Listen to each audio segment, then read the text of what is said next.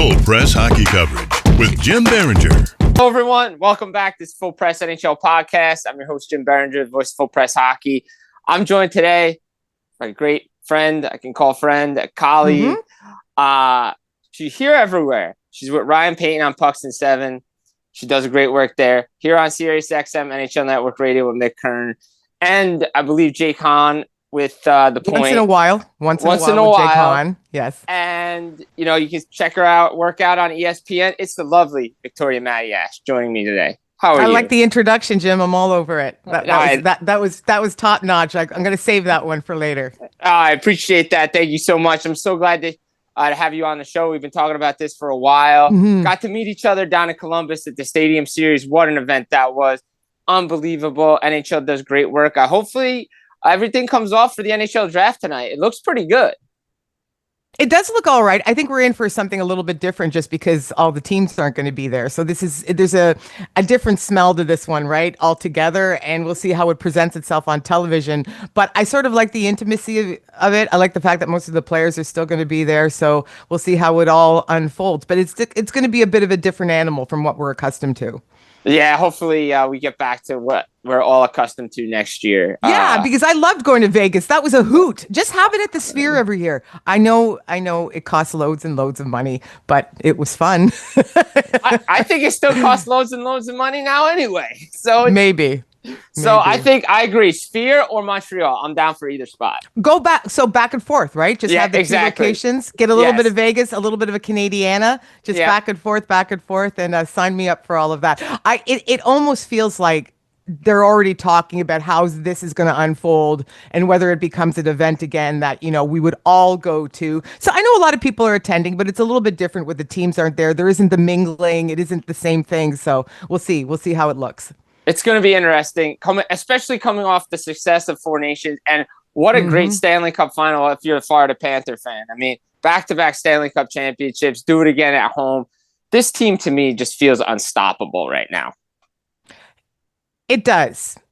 It's going to be very interesting to see what this team looks like on July the 2nd or July the 3rd, right? Because this team right now, Sam Bennett, Brad Marchand, and Aaron Ekblad, and theoretically, not one of them could still be on this team moving forward. And that's going to characterize them differently. I know Matthew Tkachuk is still there and Sasha Barkov is the engine that drives. But still, if you lose those characters, and I think you're going to lose at least one of them because it's going to be incredibly difficult for Bill Zito to sign all three of them. Yes, I know you can move Evan Rodriguez and there's other things you can do. But in general, to have the whole gang back for another go at it, I think is going to be tough. If he pulls it off, they have to be the favorites once again, Jim. I don't think there's any consideration otherwise. But if Marchand's somewhere else and Ekblad, who I don't think gets enough attention on that team for everything he does on that blue line, and Bennett, heart and soul, Conn Smythe winner, right? We'll see. We'll see how the team looks. But you can't dismiss them. This is 3 in a row. They've been there and they've won twice. Zito has just done a hell of a job, and he deserves all the credit in the world. He does. I mean, look, a pleasure to be there again, to be on the ice after talking to all those guys, especially Zito, and just ask him about, because obviously a lot of people don't know this, but the owner, Vinny Viola, is a West Point guy. And I think a lot of the stuff that he instills from the education that he got there, same with Bill Foley out in Vegas, like they run their ships the same way, very tight, and they allow their teams to do whatever they need within reason, of course, within reason. Like you can't just like do whatever you want. But I agree. Like if you lose Marchand or Bennett and Ekblad especially, because look, it took him most of the year to find a right shot defenseman to fill the void that Brandon Montour left. That's a huge piece of your team. And you lose Ekblad, who says he wants to be there, bleeds Florida Panther, the original draft pick. It'd be tough to lose. Now you got to go find a right shot D. Marchand, maybe, you know, you lose him. All right, he was a rental, got you a Stanley Cup. The Bennett one, I think he stays, but I think they figure that one out. I do too. I think Bennett is, of the three, I think he's the surest shot if there's going to be one. But you brought up an interesting point, Jim, and I agree with you. There's such a buy-in to this team that if Brad Marchand goes somewhere else, which is incredibly possible, whoever else is going to come in has to buy in That's the culture of the team. And it's driven by Sasha Barkov. Everybody has said that. But it comes down from Bill Zito to Paul Maurice to the players on the ice. It reminds me of the New England Patriots when they were dynastic. You could be a Randy Moss and have this outrageous personality somewhere else. But then you came and you became a Patriot and you became a teammate. Nobody was bigger. That was a Belichick thing. I understand that. Also a Tom Brady thing. It was a Boston thing. Let's be honest. You know what? You're right, because the Bruins were the same.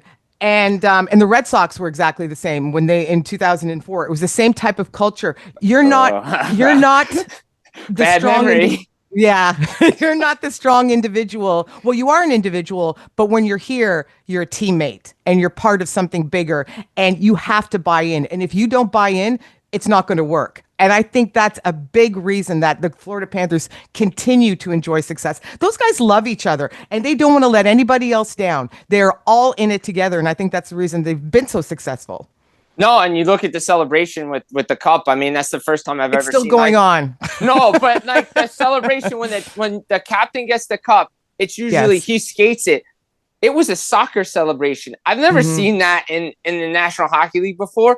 But like I was talking with somebody at the game and I'm like, all right, well, say if hypothetically they lose Bennett, you're going to see the Anton Lundell that was drafted by the Florida Panthers because he's buying into being a third line guy who's very, very offensively gifted.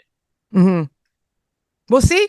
I mean, everybody's going to adjust and take on a different role. Also, if they lose Sam Bennett, somebody else is going to come in as well. Not necessarily another second line center, but another character is going to come in. They're going to run things properly. It's going to be interesting to see if they're going to be in the same position because that's wild. Imagine 4 in a row visits, 3 in a row championships. But anyways, we've got a long ways to go. We've got a whole summer and we've got a whole regular season. So let's not get ahead of ourselves here. Yeah, but I'm not dismissing them because I think they can be back. Can't dismiss them. You can't dismiss them.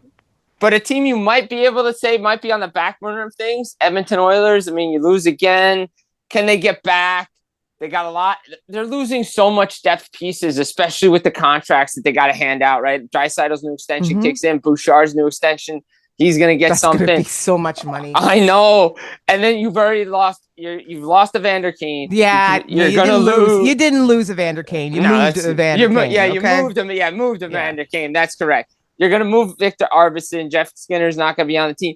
But I think the two big ones and I go back to last offseason, not having a GM July 1st, that really is going to hurt the Edmonton Oilers because I really believe in the end, losing Philip Broberg and Dylan Holloway is going to really hurt this team even more into the future. They definitely have to. It's funny to say this considering how far they went in the offseason, the fact that they were right in it almost until they weren't. Let's put it that way. You look at it and you can't leave the goaltending situation alone. You can't roll it out once. You can keep one. You can keep a Skinner or a Pickard, but it can't be a Skinner Pickard because they've tried that. It's not working. I still think what worked for them on the back end with the additions of Wallman and Klingberg at the beginning of the postseason, we're like, holy Henrietta, this is working out way better than I thought it was going to, until it didn't. You still need another body back there. And I know not having a healthy Ekholm was massive, probably not getting enough attention. He's the most important piece. They're going to pay Bouchard $1 bajillion. I still think Ekholm is such a key piece back there. So you have him healthy. You bring in another body similar to his game on the blue line. You switch up the goaltending a little bit. You don't have to fiddle too much up front because like you said, they're losing Jeff Skinner. Who cares? It doesn't matter. It doesn't. No, it doesn't. And you bring other players in. Evander Kane, obviously, when push came to shove, did not rise to the occasion. He was supposed to be better when Zach Hyman went down. And he was worse. He was better when Zach Hyman was playing. That's not how it's supposed to work. So that was a big disappointment. When push came to shove, he didn't show up. So that's not a loss, not in my mind. So we'll see what pieces they bring in. But I think the Edmonton Oilers are going to be right there once again. It's just how they manage the cap with paying Bouchard. They've got to get, who signed to his extension, toot sweet in my mind. That can't hang over that team either. No. But there's a lot of really good players there, Jim. There's no question of that. No, there is good players there. It's just the cap and the depth that they've lost over the last couple of years. I mean, I figured the LA Kings were going to knock them out. I'm like, all right, I did too. I had the Kings in that series as well. Mm-hmm. I'm like, all right, they're going to do it. They're finally going to do it. They're going to beat them. And through the first 7 periods or 8 periods, I'm like, all right, yeah, this is gonna happen, and then it didn't happen, and then you let the Oilers. But my biggest takeaway is the Oilers. How many times can you play catch-up hockey in the Stanley Cup playoffs, especially in the final? You can't do it. You're not winning. Leon Draisaitl scored the opening goal in game 1, and they never scored the first goal after that. You're not going to win. If you do that, you can't chase it. You can't chase it against any good team. You can't chase it against the Florida Panthers in the Stanley Cup final. And that's one thing they failed to do. So I still think that series unfolds a little differently with a healthy Zach Hyman. I agree really with do. that. I agree with that. I still don't think they win, though. I think maybe it would have been closer, maybe go to 7. But I think the Panthers still come out on top. But I would have liked to see that series happen. Well, you always want to see it with everybody healthy because you want to see best on best, especially if you're impartial. I didn't care who won that series. I just wanted good hockey, right? So you want to see best on best. So I would have liked to watch it with a healthy Zach Hyman. But this is part of the game. It's a battle of attrition. Whoever's healthiest at the end, we saw that with Vegas not too long ago. They were the healthier team, and that's why they steamrolled everybody, right? Yeah, exactly. That's why Florida lost the first time they went there. That's right. Because they were battered. They were battered. Yes. Right. So, again, like the Oilers, you mentioned it before. The elephant in the room, you got to get McDavid signed. Like now. Like now. July 1st at 3 o'clock in the afternoon. Just do it. Okay. And they're like, we're in no hurry here. You should be in a hurry here because if you want to attract other players to your team, they need to know whether McDavid is going to be there for another 6 years, 8 years, whatever they're thinking about. Right? If it's going to be an Austin Matthews style 5-year deal, or if it's going to be the full 8, whatever it is, other players are going to want to know if he's still going to be there, if he's the captain of the team, if they get to play with the best player in the world, right? Right. You get this done. I don't think they're going to get it done right away, but I really think they should, because why not? They know what the number is. Everybody knows what the number is. They all know what it is. So you figure out term, and that's it. And you just hammer it out. And he's intimate. I mean, his agent and management on that team, they're like a family. Sort this out. Sort it out. July 2nd, he should be signed. He won't be, but I think he should be. I agree with you. I don't think it should go as long as Leon Draisaitl did last year. You can't have distracting. It is a distraction. It's a distraction. Look, Austin Matthews in Toronto took forever too, but I get it. But at least it happened in August. This thing. What about William Nylander? Remember that? Way too long. That took way too long. But again, it's the players. But Nylander had a history of doing that into his first contract too. He held out halfway. I think his dad has a lot to do with that influence. Wow, exactly. I mean, we've seen other guys going in their last year deal, going to the trade deadline and signing and all that. Mm-hmm. But the issue for the Edmonton Oilers is, you said it, cannot be a distraction come day 1 of training camp. It cannot be, period. No, it can't. So we'll see. But I would get it done ASAP. Me too. If it was me, like for the longest time, I said during the season, come July 1st, it's going to be done. Extension's going to be done.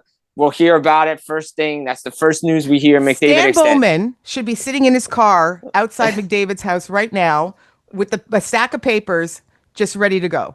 That's how I feel about it. All right, here's 4, 6, 8. What do you want?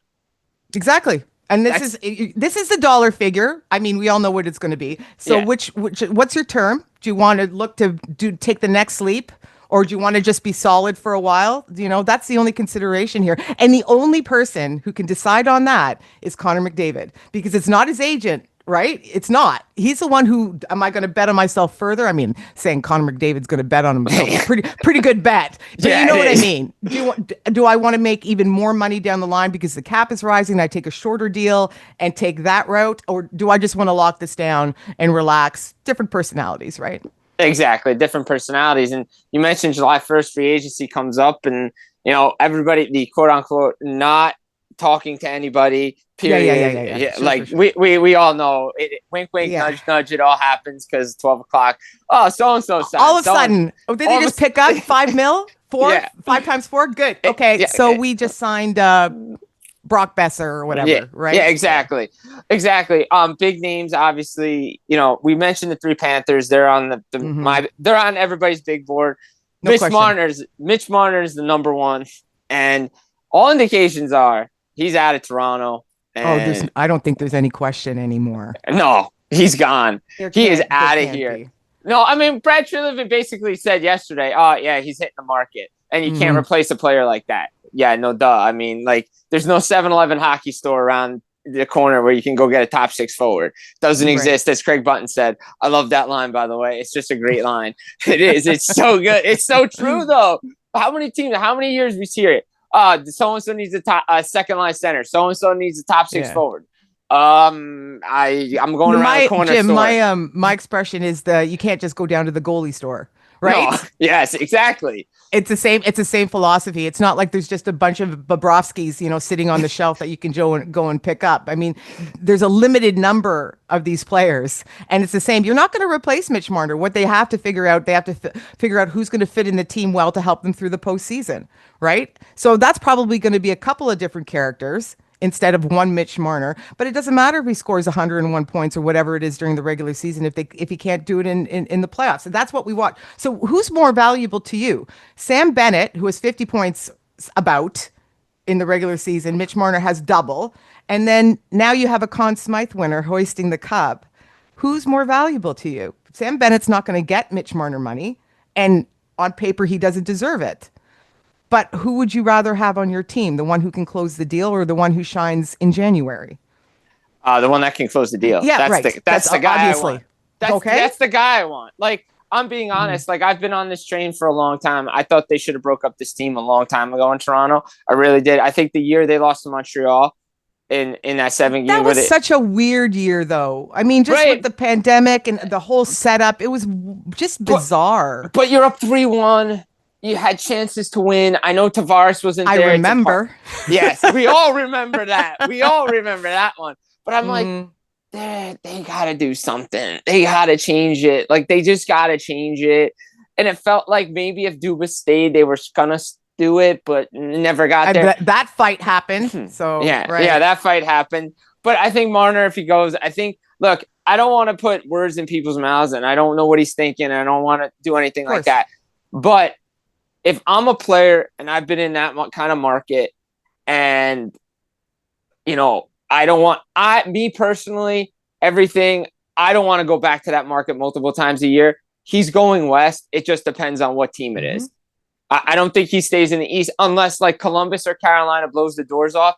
And me personally, the owner in Carolina, I still have my doubts on whether or not he wants to blow the doors off and get a player like that.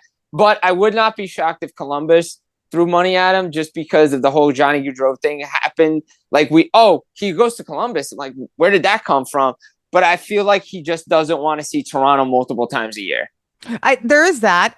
I agree with you, though, that Columbus, that was Emily Kaplan's prediction about a month ago, was Columbus. When we're all talking, the rest of us are talking Los Angeles, which is the furthest spot from Toronto geographically. Yeah. Or Vegas. And I'm with you. I still think those are the two front runners, unless, the money just isn't there, I suppose.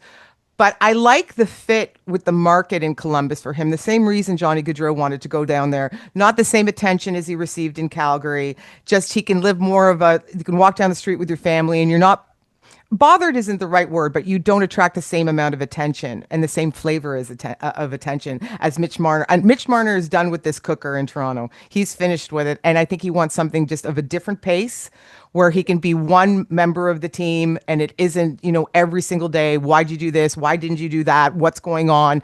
Right? Because the media is completely different. So you're going to take the microscope away, whether that's LA or Vegas, but Columbus has that feel that it just isn't as intense. It's not even a fraction as intense. And they love hockey in Columbus. Both of you and I've been there. I've been there multiple times and I've seen multiple games there. They're right into it, but it isn't the same, right? It isn't nearly as rabid as it is in Toronto. Trust me, I live here. I know what it's like. I've been there. I know what it's like too. Like, I've been to these games, though I do say I haven't experienced a playoff game in Toronto. I've experienced regular season games, and sometimes, depending on the team, the building is a little quiet. It's brutal. It's quiet. The fans aren't in the arena. That's how it works here in Toronto. If they might be in the upper rafters, that's where the ones who care. The rest of it is just one big board meeting down the Yeah, low. it really That's is. all it is. It's handshake deals.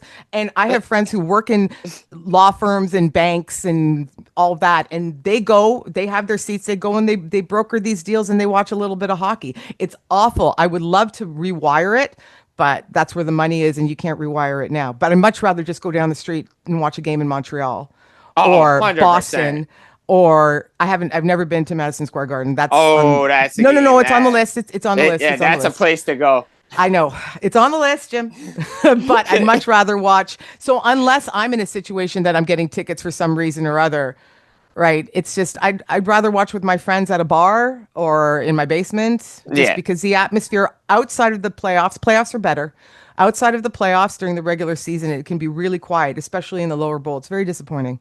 It is disappointing. It very is. But I mean, look, Marner probably go like maybe even Anaheim. I think is a good fit for him because of what they're building there. Like again, he can get you to the playoffs, but again, are the Anaheim Ducks a playoff team because of what they brought? I think he would be more interested in somebody who's closer to contending now, like in LA, like a Vegas, because you can never rule them out. And LA with Anze Kopitar there. I just think there's a really nice marriage. So we'll see. And the Kings need that pop. They're so solid otherwise, and they have all the ingredients otherwise. But just to get that little extra, right? Yeah, and Mitch Marner is a lot of extra. One more scoring winger. They just need that. And he's the best available. So if you can swing it, right? We'll see. I mean, if he doesn't go there, I mean, I think Brock Besser would be a good fit for them too. Yeah. Yes, that's a second option though to me. Yeah, that's the second option. Yeah, I think Brock Besser is a good hockey player. So Mitch Marner is an elite winger. So 100%, I agree with that. No, I agree with that. I mean, the drop off. It's Marner, Besser, Ehlers. Like those are the goal scoring guys. You would rather Brock Besser than Nikolai Ehlers? I wouldn't. I would take Ehlers first. You take Ehlers first. Why? Yes. Just why? I just want to know. Curious. I just think he's a little bit better. So when Nikolai Ehlers is on and healthy, yeah, both guys. That applies to both. You're absolutely right. But when Nikolai Ehlers is on, he is right up there for me. And when you watch him in Winnipeg, he can make magic happen. He really can. He just needs, whether it's health stuff or just having his head into it, but he changes the dynamic of that team. He's somebody you can have on your top power play. You can have him on your top line. I'm an Ehlers fan. Nothing against Brock Besser, but I would take everything else being equal. I would take Ehlers. For sure. A guy like New Jersey could use him. I mean, we've talked about that for close to a year now. I mean, that would be a good spot for him. Play with Jack Hughes or Nico Heischer. That's what the Devils need. Islanders need it too. I mean, it's gonna be interesting. Speaking of the Islanders, we mentioned the draft off the top. Yep. A lot of rumblings out there. Trade market. A lot of activity. We've seen it. Trevor Zegras goes. Chris Kreider's been moved. A lot of cap movement. Evander Kane, Mason Marchment, Eric Hall has moved. Seattle's made a couple of moves.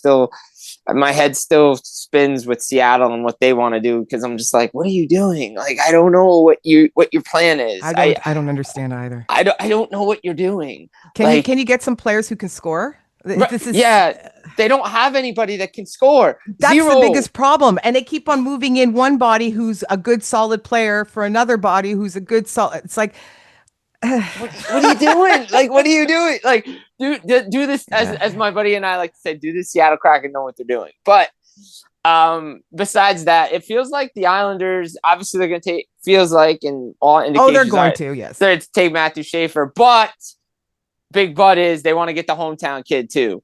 And they want to get Higgins, and they're trying to figure out a way to do it. Then they're going to have to do something. Right. Noah Dobson, multiple picks. How you feeling this? Like, if you know you're getting Schaefer, you can move Noah Dobson. Right. I think that team would be stronger having all of them. Right. But then you have to give up on something else. And much like we just were talking about the Seattle Kraken, the New York Islanders need to find some people who are going to put the puck in the net. Yes. So your defense can look however you want. And I know Schaefer's a puck mover and he's going to contribute and he's going to be a number one power play anchor down the line. He's not going to be that tomorrow, but he's going to be that down the line. But at the same time, you still have to look at what's out front and how you're going to you need some players who just like, they need to score. It's a goal scoring league. right? Yes. I've said this, like, it doesn't matter what you do defensively. You need to score goals. Like, I That's said the this name to of you. the game. I said this to you, to Mick, and you and Mick last year in last July. The Devils can do whatever they want defensively. You still need to score. That's and right. You still need to score. The Florida Panthers got better because they needed to score goals. Mm-hmm. Like, they figured out a way to score goals, and they got guys to contribute. The Islanders for years have needed a goal scorer. Mm-hmm. And James Higgins. More than one. Yes, more than one. I love James Higgins. I've been a James Higgins guy the whole year. Granted, I'm not like Shane Malloy, who studies all these prospects. By the way, great interview with him. He's unbelievable. I could talk to that guy for hours. He is so smart. He's also entertaining. He's not boring. He's very entertaining. But he's so smart. I learn stuff from him every single time, whether we're doing it on air or off air. If we're just having a chat, I learn something from that guy every time. So I always go. I look to him when it comes to the prospects, because he's the one who has all the charts, all the data, and he tracks it all year long. So when he says that, Brady Martin's going to be special, I believe it. Right? Yeah. So do I. I think there's a lot of guys that are going to get a good player with him. But I like I said, when fans come up to me from the Islanders and I'd like to chat, I'm like, guys, if you can get Higgins, do it. He's going to bring something your team doesn't have. Like, yeah, Cole Heiserman's there. You have these prospects. It's great. Callum Ritchie, you got a great deal. Mm-hmm. You could have gotten more if you moved Palmieri, you moved Pajot. You could have had this team set up even more than you do now. It's true. So, but there's a long history of what could have been done differently with different general managers running the New York Islanders for decades, and we can leave it at that. Yeah, well, all I'll say is that Daniel Chara is going to the Hockey Hall of Fame. Yes, first ballot. Yeah, first ballot. They had a lot of guys that went in on the first ballot that they used to be Islanders. So yeah, exactly. We'll leave it at that. But like, as we come to a close here on the podcast, I just want to ask you something. Like, we hear all these rumblings and we talk all these free agents. Do you think something major actually happens before July 1st? Or is it all the smoke that we anticipate, and then we always get let down? So do I think there's going to be a draft floor deal type of thing? And I know they're not physically on the draft floor this time, but you symbolically. Yeah. Blockbuster? No. I think we might see something in the summer. I mean, it was Nashville last year. It was Calgary, Florida a little while back. I think we see something in the summer, but I don't think it's necessarily going to be tonight or over the weekend, Saturdays. I don't think so. But we'll see. I'd like to be wrong, because you know how much I love drama. Oh, we all love drama. We all love chaos. My favorite. We want the chaos. We want the drama. We love the excitement. But then usually it's just like, we just get like, all right, I guess. Yeah, I guess everything didn't happen. But we might get surprised. I hope so. I hope we get surprised, that we get something. I know it's going to be really cool. Like, I talked to Steve Mariner when I saw him in the final, and he's like, yeah, we got some cool things. And apparently the Ducks got it right when they invited guests. They got it right, because the actors that play Connie Moreau and Charlie Conway will be announcing the picks. Cool. Okay. They got it right. They got the assignment right. Right. So some are going to have some fun. I'm still really looking forward to watching it. It's one of my favorite things to watch in general. And just the kids are so young and so excited. So, a little bit of the maternal instinct comes like, oh, you guys, good for you guys. Yeah, good for you. Congratulations. You're going to go make tens of millions of dollars. Well, some of you will anyway. And get criticized by members of the media. It's going to be a brand new world. But I always enjoy watching the draft. So, and I'm looking forward to it again tonight. What do you got in store, Victoria? In general? Yes. We have some stuff. So ESPN, we're going to spin all the fantasy ramifications of who goes where. A lot of it is going to be looking ahead, right? Like more dynasty leagues, because I don't think we're going to see a lot of these players, if more than maybe one or two next year. This is just one of those drafts that it's going to be a slow burn, and there's nothing wrong with that. I'd rather they develop properly, right? But outside of Schaefer, and I don't even know if he will play full time. No, he ain't playing. You don't think so? Just because he's too young? He's too young, and I think he needs still time to develop. I'm not going to go on the generational train of generational defensemen on that. I think he's going to be a really good franchise defenseman for somebody, but I think, I agree with you. I think a lot of these kids still need to develop, and that's the right course of direction. Shane Malloy will agree with you on that as well. He doesn't think 19-year-olds should play in the NHL. He just doesn't think that their brain is they're not ready yet. Unless you're McDavid or Crosby or something. There's like the standout exceptions. You're not going to not play Connor McDavid when he was ready to go. And the same thing with Sidney Crosby, right? But that's one out of how many? Exactly. The rest of them need time, especially if you're a goaltender or a defenseman. You need seasoning and you need a lot of it. But we will look ahead to who has the potential with the fit. So whoever ends up with Buffalo, how does that look 2 years from now? That type of thing. So I like it. I love making those projections because you get to be a little bit creative. And I read everybody else's information who have been scouting them all year because I don't do that. So I turn to the smart people. I listen to them and I figure out how the pieces are going to fit together. It's a fun exercise. Anything coming up with the King of Puns? Oh, goodness. We're going to have Ryan Payton. Yes. I've heard many this season. We're going to drop one after free agency. So probably on the 2nd, I'm going to guess July 2nd, we'll come out with our free agency post-draft extravaganza. And that might be it for a little bit until there's a little bit of moving and shaking in the summertime, if we do get that. Well, thank you so much, Victoria, for joining me today. Jim. It was great. My pleasure. Anytime. Thank you so much, guys. Full Press NHL podcast. Get it up iTunes, Spotify, wherever you get your podcasts. Up on YouTube, the lovely Victoria Matiash. ESPN.com, SiriusXM, Pucks and 7. Guys, take care. We'll be back soon.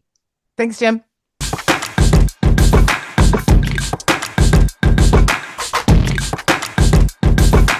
Full Press hockey coverage with Jim Biringer.